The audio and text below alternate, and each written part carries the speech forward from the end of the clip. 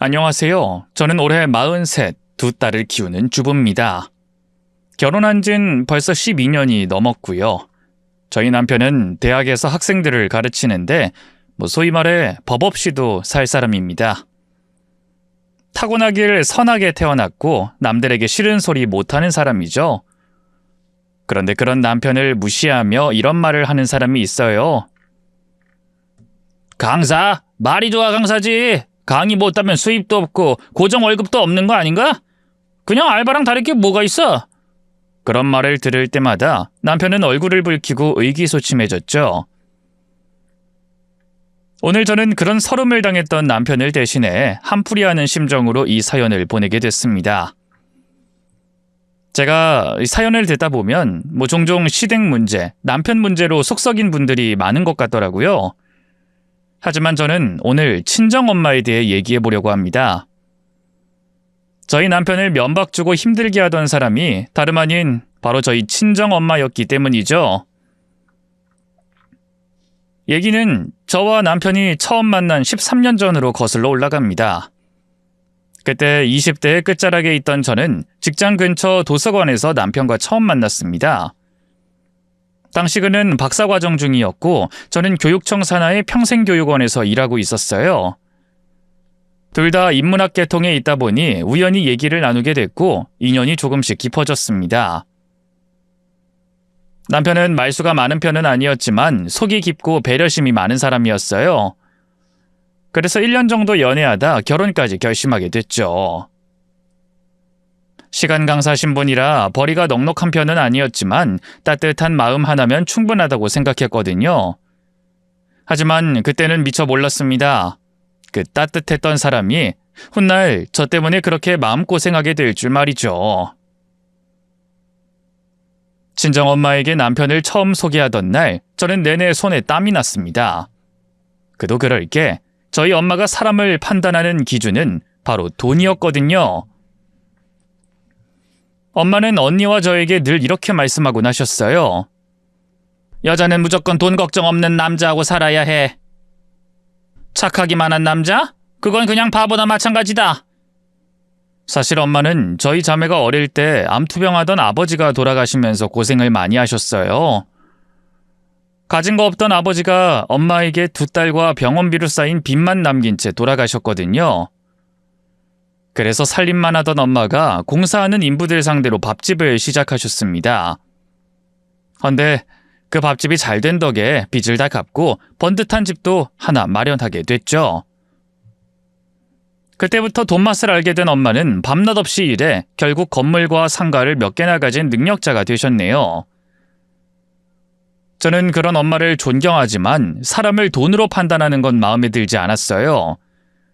그래서 남편을 소개하는 날도 불안했는데 역시나 엄마는 남편을 차갑게 대하시더군요. 안녕하십니까 어머니, 김진수라고 합니다. 남편이 공손히 인사를 건네자 엄마는 남편을 위아래로 쭉 훑어보셨어요. 그러더니 잠깐의 침묵이 흐르고 나서야 간신히 입을 열어 질문하셨죠. 그래, 어디서 일한다고 했나? 대학교에서 강의하고 있습니다. 시간 강사로요. 그 말을 듣는 순간 엄마의 눈꼬리가 매섭게 올라갔습니다. 강사? 그 시간제로 수당 받으며 여기저기 쫓겨다니는 직업 말인가? 정규직도 아니고 수입도 들쭉날쭉할 텐데 그걸 직업이라고 당당히 말할 수 있나? 엄마는 숨길 생각 없이 대놓고 남편을 무시하셨고 그걸 지켜보는 저도 식은땀이 났습니다. 남편은 엄마 앞에서 마치 고양이 앞에 생쥐처럼 주눅이 들어 말없이 고개만 숙이고 있었죠. 요즘은 의사, 변호사, 공무원 이런 사람들도 흔하던데 하필 만나도 어디서 저런 사람을? 엄마는 남편을 보며 말했지만 사실 그건 저를 향한 비난이었어요. 저는 순간 참지 못하고 말대답을 했습니다. 엄마, 이 사람 강의 준비도 열심히 하고 인기도 많은 강사예요. 꼭 돈이 전부는 아니잖아요. 그러자 엄마가 차가운 표정으로 대답하셨네요. 돈이 왜 전부가 아니야? 사랑이 밥 먹여주냐? 돈 없어서 밥 굶으면 사랑이고 나발이고 다 필요 없어지는 거야. 그 말에 남편은 고개를 숙였고 대신 제가 대답했죠. 밥을 왜 굶어요? 이 사람 강의도 꾸준히 들어오고 저도 벌잖아요. 지금은 둘이라 상관없지만 나중에 애 낳아봐라. 너 육아하느라 회사라도 그만두면 쪼들리는 거 순식간이야. 그 말씀에 이번엔 남편이 용기 내 대답했어요. 어떤 걸 걱정하시는지 잘 알겠습니다.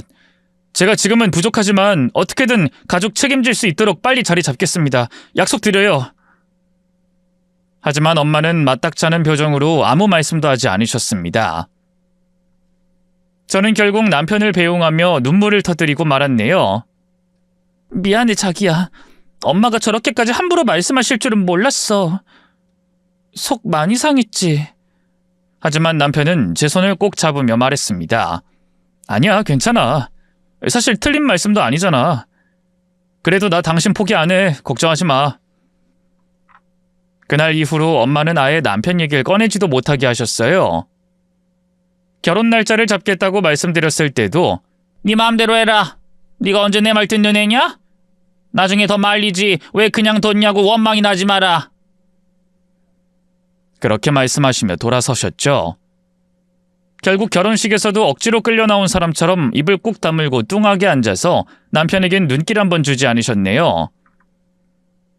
그래도 결혼하고 나면 시간이 해결해 줄 거라 믿었습니다. 엄마도 언젠간 남편의 진심을 알아주시겠지. 조금만 지나면 다 괜찮아질 거야. 라고 생각했죠. 하지만 그런 기대는 무참히 깨지고 말았습니다. 결혼 첫 해, 설 명절, 친정집에 인사드리러 갔을 때였어요. 어색하지만 정중하게 인사드린 남편에게 엄마는 형식적으로 고개만 까딱하시더군요. 그러다 언니 내외가 나타나자 엄마가 입꼬리를 끌어올리며 자리에서 벌떡 일어나셨어요. 아이고, 우리 사위 왔나? 요즘 병원은 어때? 환자 많지? 그러면서 좋아 죽겠다는 표정을 보이셨죠. 사실 저희 형부는 성형외과 의사였어요.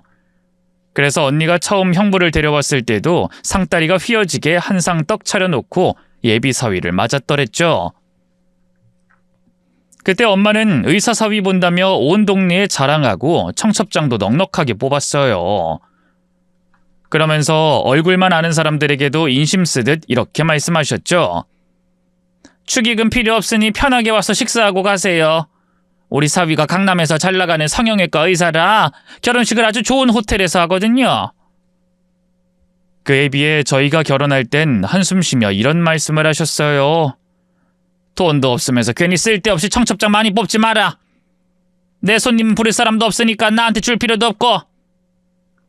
그런 엄마의 차별이 결혼 후에도 계속됐던 겁니다. 엄마는 갈비찜이나 불고기가 담긴 그릇은 보란듯이 형부 앞에 끌어다 놓고 저희 남편은 뭘 먹는지 관심도 없었어요. 그래서 제가 한마디 하려고 하면 남편은 슬며시 제 손등을 툭 치며 조용히 말했죠. 괜찮아. 나 장모님 김치 진짜 좋아해. 전 그런 남편의 말이 더 가슴 아팠습니다. 그런데 거기서 끝이 아니었어요. 그날 저녁, 엄마는 온 가족이 둘러앉은 자리에서 일부러 큰 소리로 말씀하셨습니다. 집안에 의사 하나 있으면 온 가족 건강은 걱정 없지. 내가 그 생각만 하면 든든해서 밥 안 먹어도 배가 부르다. 그 말씀에 형부는 겸손한 척 웃었고 언니는 저를 보며 의미심장한 미소를 지었네요. 그러더니 엄마가 저희 남편을 향해 묻더군요. 그나저나 자넨 새학기에 강의 좀 더 맡았나? 저는 순간 말문이 막혔습니다. 남편은 강의가 늘긴커녕 오히려 하나가 줄어들어서 수입이 더 적어졌거든요. 그래서 남편이 대답할 틈을 주지 않고 제가 얼른 나서서 답했죠. 우리 신혼이잖아요. 지금보다 강의 더 늘면 얼굴 볼 시간도 없다니까요. 당분간은 저한테만 신경 써달라고 했어요. 그 말에 엄마는 콧방귀를 끼며 말씀하셨죠. 보아하니 있던 강의도 잘린 모양이구만. 너흰 당분간 애 가질 생각하지 마라. 좋은 집에서 기분 좋게 살면서도 이혼하는 사람 천진데 그렇게 쪼들리며 살다가 언제 갈라서 자는 말 나올지 모르는 일이다. 그 말에 저는 먹던 과일을 내려놓고 말했습니다. 엄마, 우리 이혼하라고 고사지네요? 그럴 일 절대 없으니 걱정하지 마세요. 애도 한 셋 정도는 낳아서 알콩달콩 잘 살 거라고요. 아니 얘가 왜 이렇게 정색을 해? 내가 다 너 걱정되니 하는 말이지. 그날 저는 화가 풀리지 않아 잠을 제대로 이루지 못했습니다. 엄마는 잘 때도 언니네에겐 침대에 있는 안방을 내어주고 저희에겐 청소기와 짐을 넣어두는 문간방을 주셨죠. 바닥이 너무 딱딱해 허리가 아플 정도였네요. 그렇게 명절을 보내고 돌아오는 길에 남편은 아무 말 없이 운전만 했습니다. 라디오에서 흘러나오는 노래마저 어딘가 슬프게 들리던 날이었습니다. 저는 슬며시 남편의 손을 잡으며 말했어요. 자기야, 정말 미안해. 그러자 남편은 싱긋 웃으며 답했죠. 왜 당신이 미안해? 못난 내가 미안하지. 당신이 어때서? 그런 말 하지 마. 알았어. 내가 또 우리 마누라 속상하게 했네. 그러면서 농담으로 넘기려 했지만 저는 속이 너무 아팠습니다. 엄마의 냉대를 뻔히 알면서도 아무것도 해주지 못하는 저 자신이 너무 초라하고 한심하게 느껴졌네요. 그래서 그 뒤로 저는 친정의 발길을 끊었습니다. 남편을 위해 제가 해줄 수 있는 건 가능한 엄마와 만나지 않게 해주는 게 전부였으니까요. 그렇게 7년이 넘는 시간이 흘렀죠. 그동안 저희는 2살 터울의 남매를 낳고 그런대로 행복하게 살았습니다. 친정에 가지 않으니 형부와 남편이 비교당할 일도 없고 마음이 편했죠. 하지만 큰애가 초등학교에 들어갈 무렵이 되자 남편이 이런 말을 꺼냈습니다. 이제 애들도 자랐는데 우리도 장모님 댁에 왕래해야 하지 않을까? 갑자기 그게 무슨 소리야? 뻔히 외가가 있는데 연락도 안 하고 지내는 걸 애들이 얼마나 이상하게 생각하겠어. 난 싫어. 괜히 애들 앞에서도 엄마가 자기한테 안 좋은 소리 하실까봐 걱정된단 말이야. 아무리 그래도 부모님이 그러신다고 자식도 모른 척하는 건 도리가 아닌 것 같아. 난 괜찮으니까 올해 명절부턴 다시 인사드리러 가자. 그래서 그때부터 다시 친정에 드나들게 됐죠. 하지만 아무리 시간이 지나도 엄마의 태도는 크게 달라지지 않았습니다. 그래도 애들은 신경 쓰이시는지 아예 남편에겐 말을 걸지도 않으셨죠. 엄마의 생신도 마찬가지였어요. 그날은 언제나 언니네가 주인공이었습니다. 양손 가득 좋은 선물을 들고 들어오니 엄마는 좋아서 어쩔 줄 모르셨죠. 그 해에도 어김없이 그랬어요. 주차장에 들어서자마자 보인 건 언니네 SUV였고 현관 앞엔 언니 남편이 직접 들고 온 고급 한우 세트가 놓여 있었죠. 거실에 들어서자마자 엄마는 저희를 반기는 말보다 먼저 바쁘지도 않은 애들이 왜 이렇게 늦게 와? 먼저 먹으려던 걸 너희 형부가 기다리자고 해서 여태 안 먹고 기다렸다. 형부가 최고 등급 한우를 동네 잔치할 정도로 사왔어. 너희나마 저런 거 구경하기도 힘들 거다. 말끝마다 큰 사위에 대한 자랑이 섞여 있었습니다. 그래도 남편은 조용히 미소 짓더니 얼른 달려가 가족들에게 인사를 챙기기 시작했죠. 그 모습이 안쓰럽기도 하고 고맙기도 했습니다. 잠시 뒤 식탁에 모두 둘러앉았고 엄마는 언니네가 내민 현금 봉투를 슬며시 열어봤어요. 그 안엔 새 지폐 100만 원이 들어있었습니다. 아이고 뭐 이렇게 많이 넣었나? 내가 우리 큰사위 덕이 아주 든든하다니까. 엄마는 너무나 기쁜 얼굴로 봉투를 쥐고 연신 칭찬을 쏟아냈습니다. 역시 사람은 능력이 있어야 해. 아무리 착해도 능력 없으면 가족이 다 고생이지. 그 말에 남편이 슬쩍 눈치를 보는 것 같더니 준비한 작은 봉투를 꺼냈습니다. 장모님, 이건 저희가 준비한 겁니다. 크지 않지만 진심을 담았어요. 남편이 봉투를 조심스럽게 내밀었죠. 엄마는 봉투를 받자 손끝으로 두께를 한번 눌러보더니 인사도 없이 그대로 열었습니다. 그리고 지폐 몇 장을 슬쩍 꺼내더니 인상을 쓰며 묻더군요. 20만 원? 남편은 멋쩍은 듯 웃으며 네, 형님네에 비하면 약소하지만 하면서 말끝을 흐렸죠. 그때였습니다. 엄마가 갑자기 봉투를 식탁 위에 내팽개치며 언성을 높이셨어요. 자네 누굴 그지로 하나? 내가 돈 20이 아쉬울까봐? 이럴 거면 내년부터 그냥 빈손으로 오게. 자네 돈 없는 게 하루 이틀도 아닌데 서로 불편하게 이런 건 뭐하러 준비하나? 말끝엔 분노가 실려 있었습니다. 그 상황을 지켜보는 언니는 팔짱을 끼고 조용히 웃고 있었고 형부는 괜히 물만 한 모금 마셨네요. 저는 손이 부들부들 떨렸죠. 분명 엄마는 필요 없다는 식으로 말했지만 그 표정에는 자존심이 상했다는 분명한 기색이 있었어요. 엄마에게 가난한 사위의 돈은 그저 기분 나쁜 성의였던 겁니다. 엄마, 금액은 적어도 저희 딸인 정성껏 마련한 거예요. 제가 화를 누르며 조심스럽게 말을 꺼내자 엄마는 한숨을 내쉬며 대답하셨습니다. 정성? 정성을 들인 게 저 정도야? 내가 이래서 성질이 나는 거다. 그렇게 말리는데 애는 왜 낳아? 장모 생일에 간신히 20만 원짜리 봉투 내밀 형편밖에 안 되는 주제에 애까지 낳아서 어쩌겠다는 거야? 내가 속 터져서 원. 그 순간 남편은 말없이 자리에서 일어서더니 주방으로 가서 물을 떠왔습니다. 그 뒷모습이 그렇게 작아 보일 수가 없었네요. 하지만 엄마는 분이 덜 풀렸는지 인상을 쓰며 봉투를 다시 손에 들며 말씀하셨죠. 차라리 없다고 하지. 왜 이런 걸 내밀어서 사람 속을 뒤집어? 그러고는 봉투를 거칠게 찢기 시작했습니다. 당황한 저는 다급하게 소리쳤죠. 엄마 안 돼요. 그러지 마세요. 제가 손을 뻗어 엄마를 말리려는 찰나 찢어진 봉투 안에서 하얀 종이 한 장이 툭 떨어졌습니다. 처음엔 아무도 그게 뭔지 몰랐어요.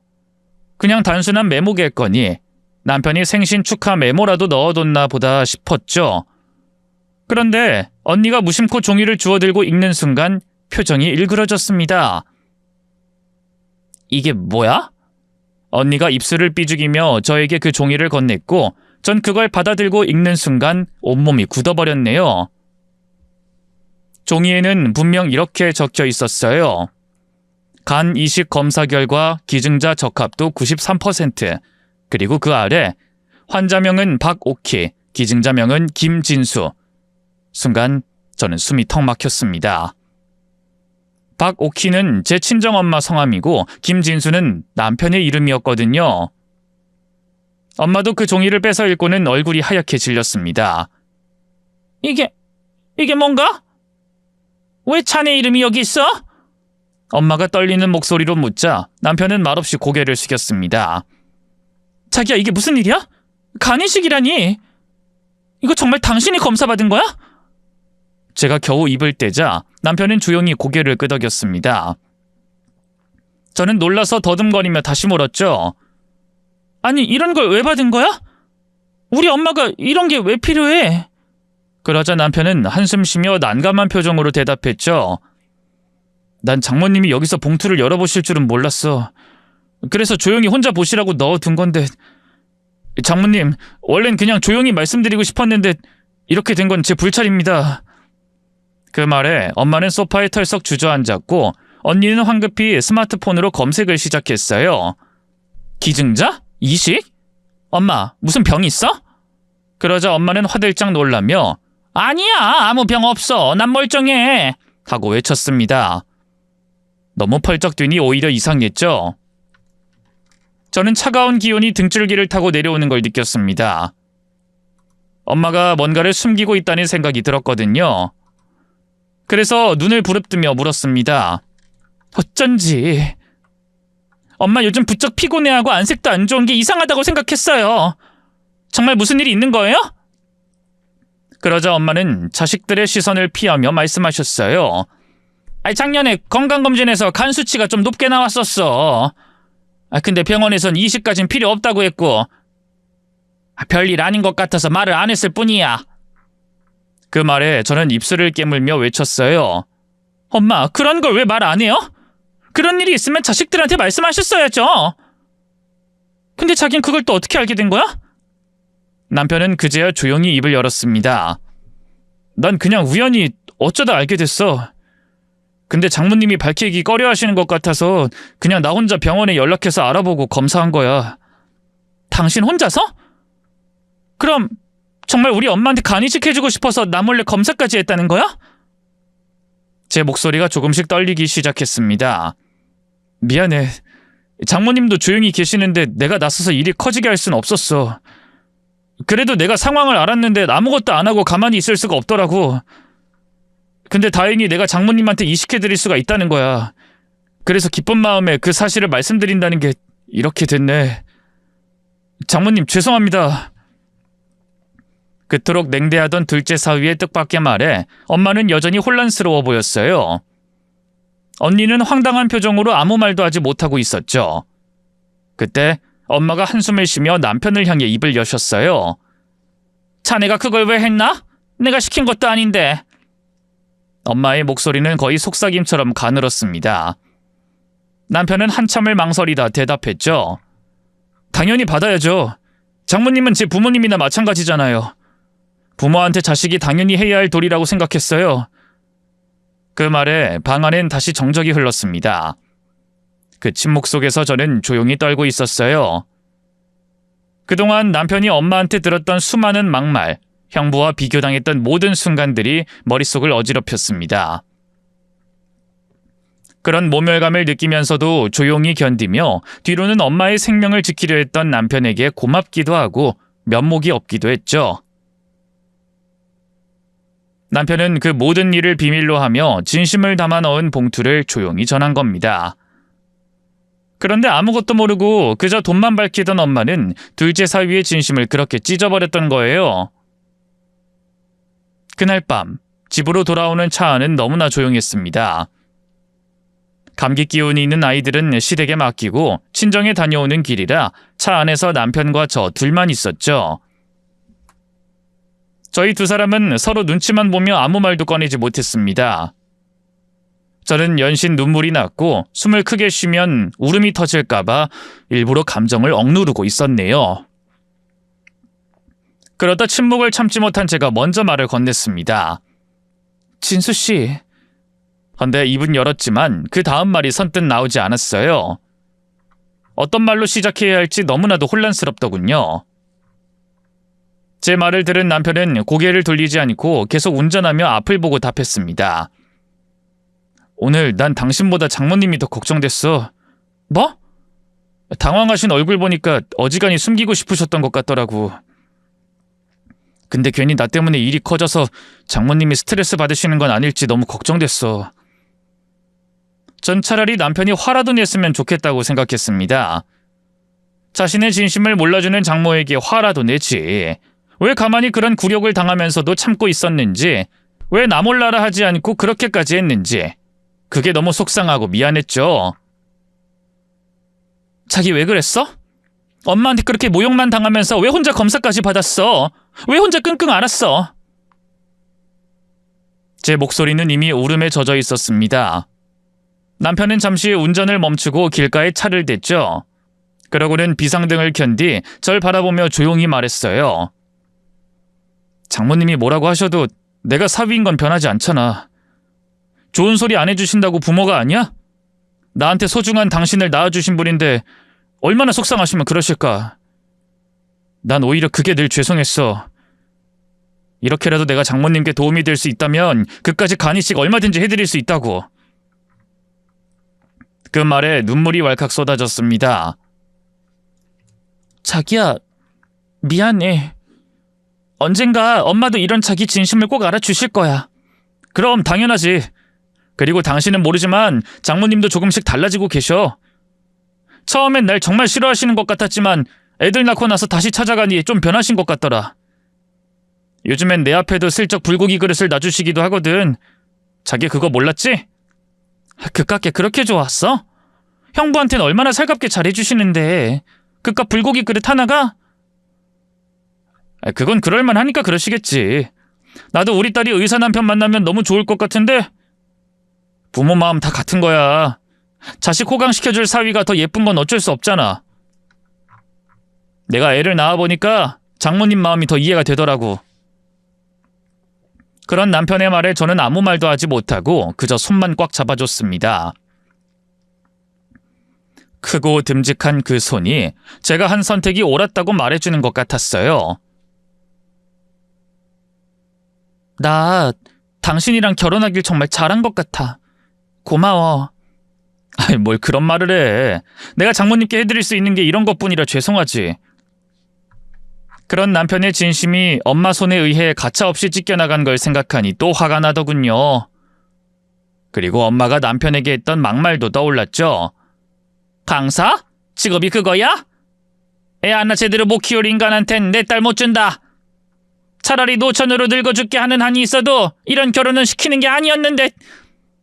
언제나 비교하고 깎아내렸던 그 말들, 그 모든 걸 남편은 가족이란 생각 하나로 버텨냈던 겁니다. 다음 날 아침, 엄마에게서 전화가 왔습니다. 그러고는 평소보다 많이 잠긴 목소리로 이런 말씀을 하시더군요. 잠깐 시간 좀 낼 수 있겠냐? 이따 집으로 좀 와라. 그래서 저는 퇴근 후에 혼자 친정으로 향했습니다. 문을 열고 들어섰을 때 거실은 어색할 만큼 조용했어요. 안으로 들어가 보니 언니가 소파에 팔짱을 낀 채 앉아있는 게 보이더군요. 엄마는 식탁에 앉아 무언가를 말없이 정리하고 계셨습니다. 헌데 저를 본 언니가 대뜸 황당한 말을 늘어놓더군요. 제부가 왜 그런 걸 했는지 솔직히 이해 안 가. 그 말투엔 알 수 없는 냉기가 서려 있었습니다. 그래서 저도 잔뜩 날선 목소리로 대답했죠. 뭐? 그게 지금 할 소리야? 그 사람이 엄마한테 그동안 어떤 대접을 받았는지 몰라서 그래? 그런 일을 당하고도 엄마 걱정하면서 나한테 말도 없이 혼자 검사한 사람이야. 엄마가 이식할 정도는 아니라고 하시잖아. 그렇게까지 할 이유도 없는데 혼자 설치는 거 솔직히 좀 오바 아니야? 그 말에 제 가슴속에서 뭔가 확 끓어오르는 걸 느꼈습니다. 말 조심해. 언닌 그게 오버로 보여? 진수 씨는 그냥 엄마 걱정되는 마음에 그렇게 한 거야. 누가 시키지도 않았는데 스스로. 누가 그러라고 했어? 그리고 할 거면 끝까지 조용히 하든지. 엄마 생신에 떡하니 그거 전달한 건 생색내고 싶어서 그런 게 뻔하잖아. 생색? 그게 생색으로 보여? 그래, 내 눈엔 그래. 솔직히 그동안 엄마가 그렇게 모질게 대하셨는데 한마디도 안 하고 비굴하게 설설 긴 것도 그렇고 다 뭔가 바라는 꿍꿍이가 있어서 그런 것 같단 말이야. 그 말에 저는 부하가 치밀어 언성을 높였습니다. 그게 무슨 소리야? 꿍꿍이라니? 모른 척하지 마. 뭐긴 뭐겠어. 엄마 재산이지. 변변한 직업도 못 가지고 애들은 커가니 어떻게 해서든 엄마 눈에 들어서 한몫 챙기려고 그러는 거 아니냔 말이야. 뭐야? 언니 말 다 했어? 어떻게 그런 생각을 할 수가 있어? 그 사람이 뭐라고 했는지 알아? 아무리 자기를 미워하는 부모님이라도 부모는 부모니까 할 도리를 한 것뿐이래. 그런 사람한테 지금 한다는 소리가 뭐? 재산을 노려? 꿍꿍이? 진짜 기가 막혀서 말이 안 나온다. 제 말에 언니는 입술을 꾹 다물었습니다. 해도 진짜 너무하네. 내가 이 집에 다시 발을 들이는 게 아니었는데 그 사람이 애들한테 외가를 보여줘야 한다고 하도 성화를 하길래 다시 온 건데 이렇게 후회될 수가 없어. 그때 엄마가 조용히 말씀을 시작하셨습니다. 너희 그만 좀 해라. 내가 잘못한 거야. 내가 둘째 사위한테 너무 심했다. 엄마는 떨리는 목소리로 말씀하셨습니다. 그날 그 봉투를 찢었을 땐 안에 그런 게 있을 줄은 꿈에도 몰랐다. 내 알량한 자존심에 큰 사위 앞에서 창피해서 그랬어. 그 말에 제 눈가도 다시 뜨거워졌습니다. 엄마, 진수 씨는 엄마를 진심으로 자기 부모님처럼 생각했어요. 그러니 인정 못 받아도 말 한마디 안 하고 늘 웃기만 하고 자기 간까지 떼어줄 생각을 한 거지. 제 말에 엄마는 손등으로 눈물을 훔치며 그래, 내가 그걸 이제야 알았다. 난 그냥 어려서부터 고생만 한 너희들이 좋은 남자 만나 잘 살길 바란 것뿐이야. 나한텐 한없이 귀한 딸을 데려가서 고생시키는 것 같아서 너무 속이 상했다. 그래도 그러는 게 아니었는데. 그러면서 조용히 말끝을 흐리셨죠. 그런 엄마를 보자 언니도 더는 억지를 부리지 않았습니다. 그런 사람을 몰라보고 여태 구박했다니 내가 나이를 헛먹었어. 엄마의 한탄 섞인 말에 저는 천천히 일어나 곁에 앉으며 말했습니다. 엄마, 아직 늦지 않았어요. 이제라도 그 마음 좀 알아주고 따뜻하게 대해주세요. 그러자 엄마가 조용히 고개를 끄덕이며 제 손을 잡으셨어요. 그 손은 참 따뜻했지만 찢겨나간 봉투의 종이처럼 여전히 해결되지 않는 불편함은 남아있었네요. 하지만 그건 오랜 시간 쌓아온 어색함이라 시간이 지나면 해결될 거로 생각하기로 했어요. 그날 친정원 나서는 제게 엄마가 몇 번이나 말씀하셨습니다. 김서방 집에 오라고 전해라. 사실 그때까지도 저는 좀 망설였어요. 하지만 그 말에 담긴 엄마의 눈빛이 조금은 달라졌다는 걸 느낄 수 있었죠. 그래서 결국 조심스럽게 남편에게 얘기했네요. 엄마가 자기 좀 오라고 하셔. 혼자서. 남편은 놀란 눈으로 절 보다가 잠시 침묵한 끝에 고개를 끄덕였습니다. 알았어. 내일 강의 끝나고 다녀올게. 그날 오후 남편은 혼자 친정집으로 향했습니다.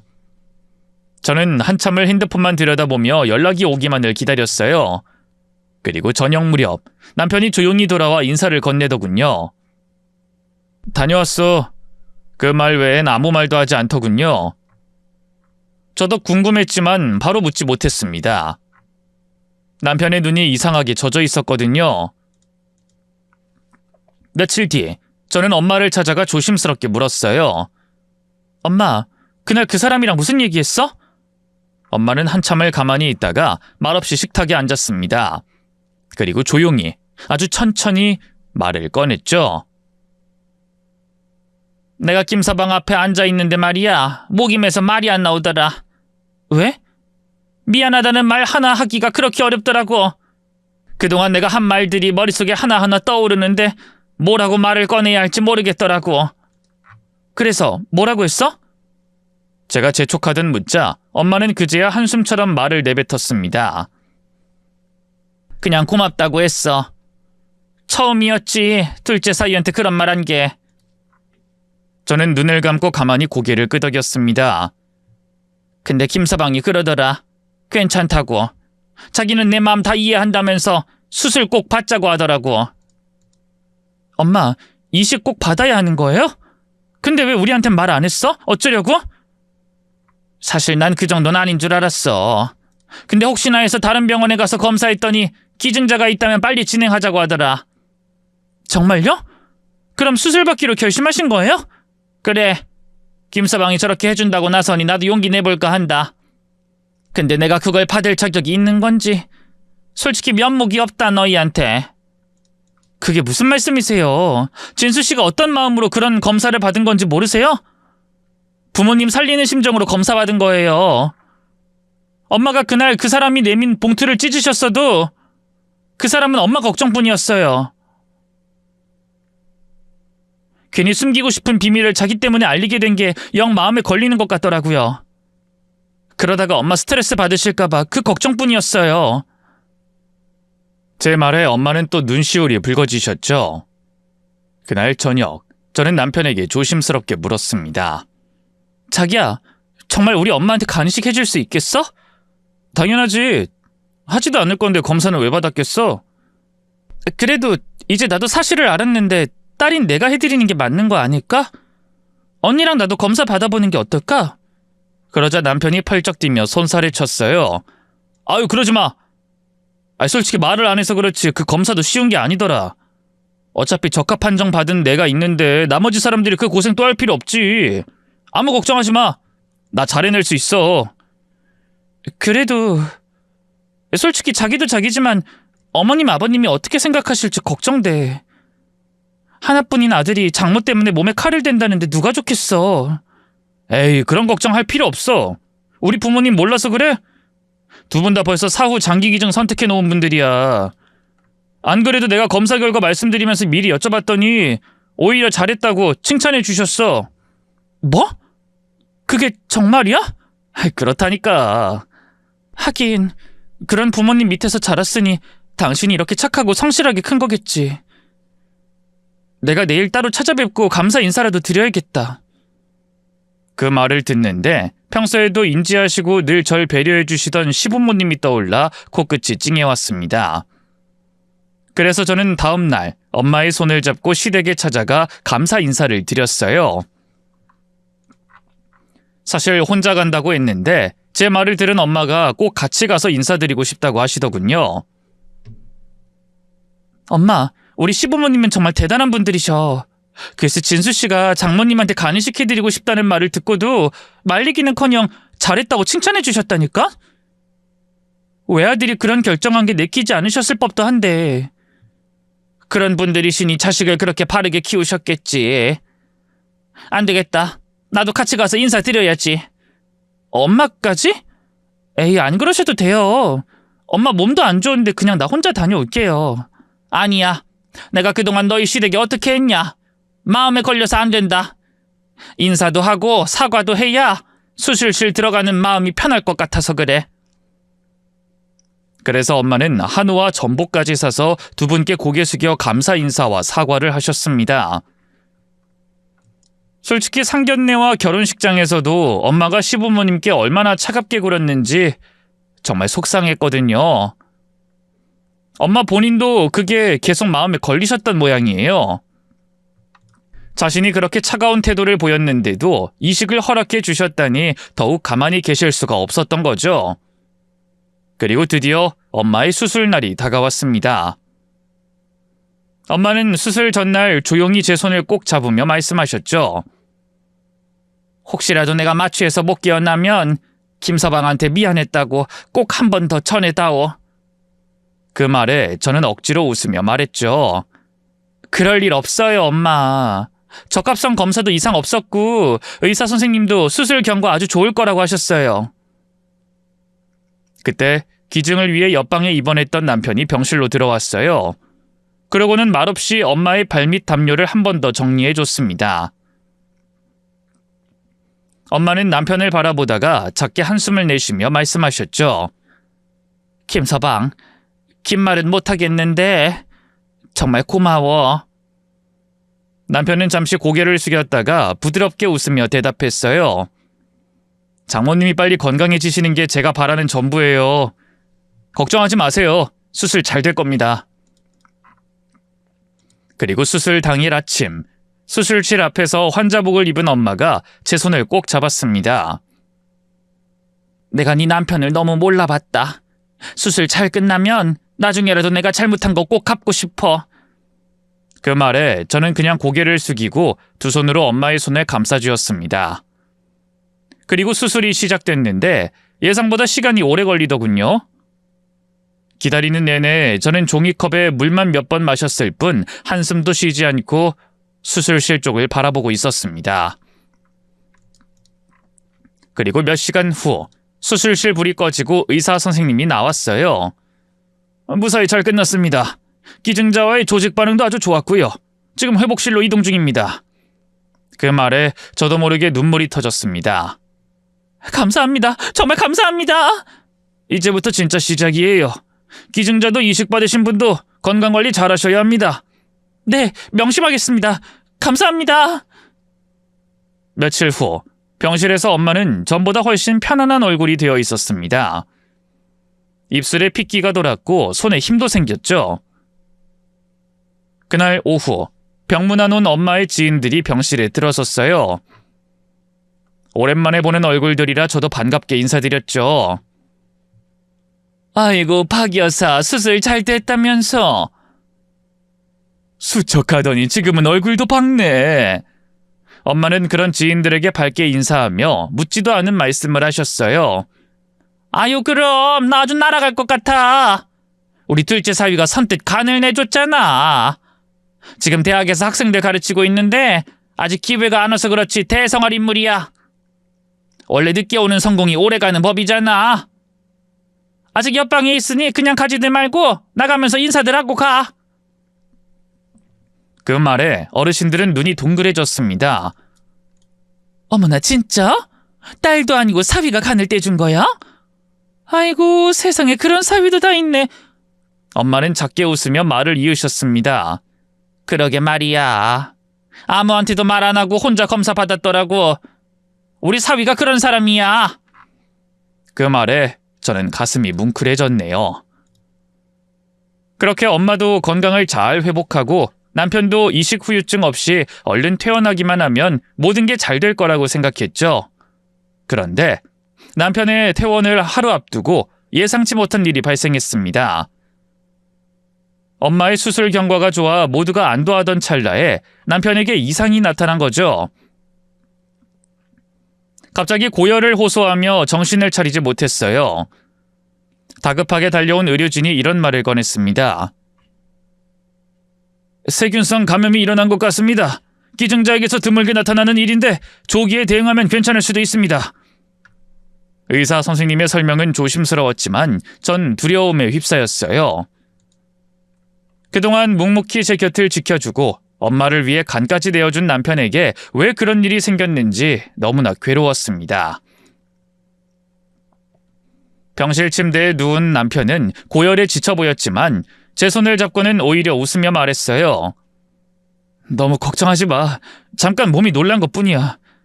이게 도대체 무슨 일이야? 제발 힘내. 알았지?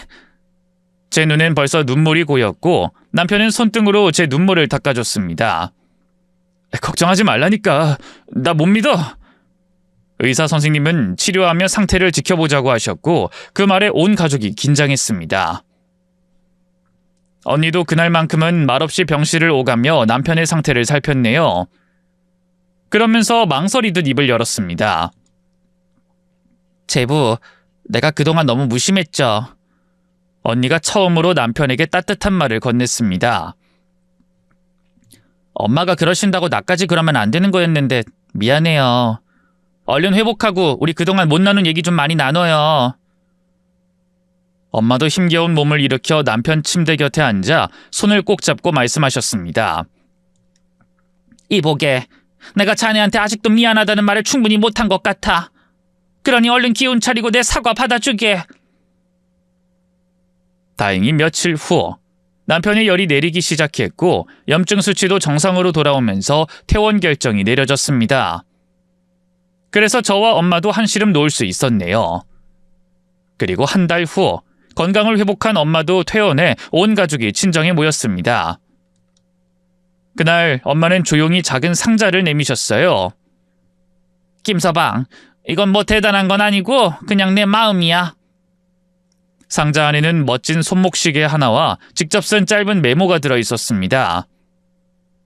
지난 시간을 되돌릴 순 없겠지만 남은 시간은 자네의 고마움을 잊지 않겠네. 강의할 때 꼭 이 시계 하고 다니게. 남편은 시계를 손에 올려보며 한참을 말없이 있었습니다. 그러고는 아주 천천히 고개를 들고 엄마를 향해 웃었죠. 이 시계는 제가 평생 찰게요, 장모님. 아유, 그럴 필요 없어.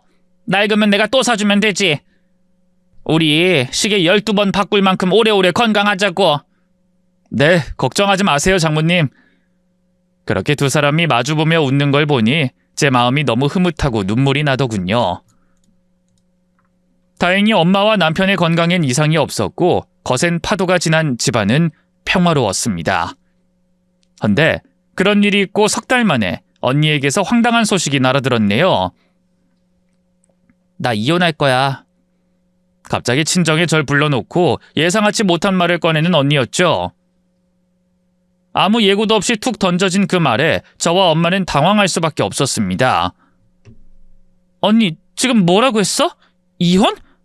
그래, 나 정 떨어져서 더는 그 사람하고 못 살겠어. 언니는 단호했고 엄마는 놀라서 떨리는 목소리로 물으셨죠. 아이, 갑자기 왜 그러는데? 너 잘 살고 있었잖아. 애도 있는데 그런 남편 놓치면 너만 손해야. 하지만 언니는 그 말을 잘라냈습니다. 엄마는 아무것도 몰라서 그래요. 그 사람은 장모님 목숨보다 자기 몸이 더 소중한 사람이야. 그래놓고 틈만 나면 엄마한테 무슨 콩고물 떨어질 거 없는지 그 생각만 했다니까?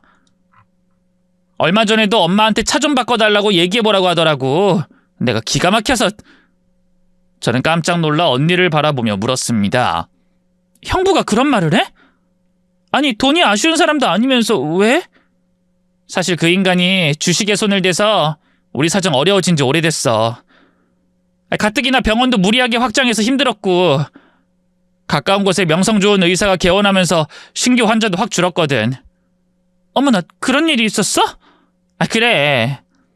근데 내가 진짜 못 참겠는 건 다른 거야. 엄마, 놀라지 말고 들으세요. 글쎄, 이 인간이 엄마한테 간이식 필요하다는 걸 먼저 알았더라고. 그 말에 엄마가 눈을 크게 뜨고 놀라며 물으셨네요. 뭐야? 그게 사실이야? 그래요. 엄마가 건강검진한 그 종합병원에 그 사람 선배가 다니잖아요. 그 선배라는 사람이 엄마 빨리 추가 검사 받고 간 이식해줘야 한다고 말했다는데 이 인간이 혹시 자기가 이식해주게 될까봐 그 말하는 걸 미루면서 숨겼더라고요. 난 그걸 어제 의사들 부부 동반 모임에 나가서야 알게 됐다니까. 뭐라고? 그게 정말이야, 언니? 그래. 나도 믿기지가 않더라.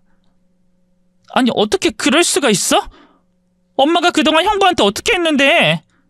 그러니까 나 말리지 마. 그렇게 이기적인 인간은 언젠가 나한테도 똑같이 할 거라고. 더 시간 끌지 말고 갈라서는 게 현명한 거야. 엄마도 이번에 보셨잖아요. 사람이 사는데 중요한 게 뭔지. 그런 언니의 말에 저희는 아무 말도 할 수 없었어요. 알고 보니 제 남편이 엄마의 간 상태를 알게 된 게 바로 형부를 통해서였더라고요. 친정에 있을 때 형부가 엄마의 소식을 전화로 전해 들었던 모양이에요. 그런데 남편이 그 통화 내용을 우연히 듣게 됐던 거죠.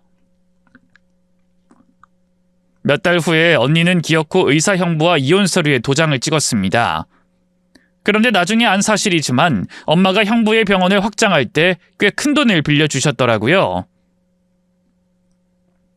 그래서 괘씸죄에 걸린 형부에게 그 돈을 갚으라고 대여금 반환 청구 소송까지 걸어버리셨죠. 결국 사면 초가에 빠진 형부는 엄마에게 사죄하고 매달리더군요. 장모님, 제가 잘못했습니다. 정말 끝까지 숨길 생각은 없었어요. 제가 어떻게든 기증자를 찾아내면 그때... 하지만 엄마는 그 말을 다 듣지도 않고 단호하게 형부를 내치셨습니다. 시끄럽다. 내가 그동안 너한테 어떻게 했는데 은혜를 원수로 갚아도 분수가 있지. 의사로서의 양심이 있어도 그럴 순 없는 법이다. 다신 그 얼굴 보고 싶지 않으니 내 집에 발들일 생각하지 말고 당장 나가. 그리고 몇 년 후 드디어 제 남편은 정식 교수로 임용됐어요. 그때 누구보다 기뻐하며 어깨춤을 추던 저희 엄마는 온 동네에 떡까지 돌리며 행복해하셨네요. 그래서 요즘은 저와 언니가 질투할 만큼 남편과 엄마 사이가 친모자 지간보다 더 돈독해졌답니다. 저는 이번 일을 통해 많은 걸 느꼈어요. 그중에 가장 큰 깨달음은 진정한 가족에게 필요한 건 돈도, 직업도, 혈연도 아닌 진심으로 서로를 아끼는 마음이라는 사실이었습니다. 여러분도 혹시 그런 사소한 이유들로 가족끼리 오해와 반목을 거듭하고 있지 않으신가요? 만일 그런 일이 있다면 지금이라도 망설이지 말고 서로의 진심을 보기 위해 노력해 보시길 바랍니다. 진정한 가족이 되는 일에는 아낌없이 내주려는 마음 하나면 충분하니까요. 그럼 사연을 열심히 들어주신 분들에게 단비같이 반가운 소식이 전해지는 하루가 되시길 바라며 이만 인사드리겠습니다. 감사합니다.